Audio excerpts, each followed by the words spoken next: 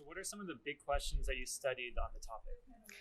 So I'm interested in how a policy influences the integration of immigrants, both at the national level, but also at the very local level of communities and neighborhoods. And what we found with regard to national policies is, for instance, that if immigrants live in contexts where you have strong anti-discrimination laws, they tend to know more about their rights to equal treatment than immigrants who live in societies with weaker anti-discrimination laws. And then in turn, they have also a more positive view on the government and they trust government more. So this is really something which is relevant for integration. And with respect to the local level, we found that efficient local governments that shape or that produce a well-maintained infrastructure, that this means opportunities for residents to meet and to socially interact with each other.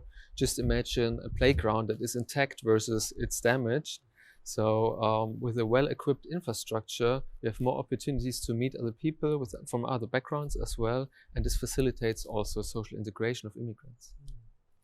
Why are these questions important to you? They are important because I think that people have, by default, a different level of openness towards new things and also towards diversity. And we know from research that social norms are important, and also that regulations and laws, but also political messages, they can all influence in which direction it goes. So either it goes more in the direction that people tend to cooperate with each other and to dismantle their prejudices, or even to, it can also go in the direction that people can become more hostile.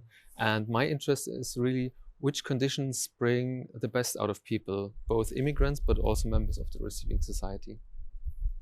What are some of the biggest challenges you face doing this research?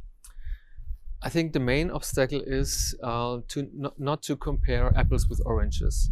Because the question, when you look at communities or neighborhoods, the question is, are the better integration outcomes really because of the infrastructure in these communities or neighborhoods, or is it because some immigrants with certain characteristics could afford to move into these neighborhoods?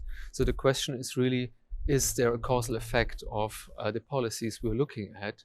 And experiments are really good to do the job, but due to ethical concerns, they are not always applicable.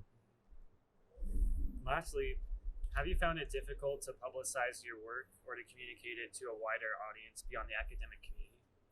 I think one problem is really that we as researchers are not well trained in communicating our research to a broader audience.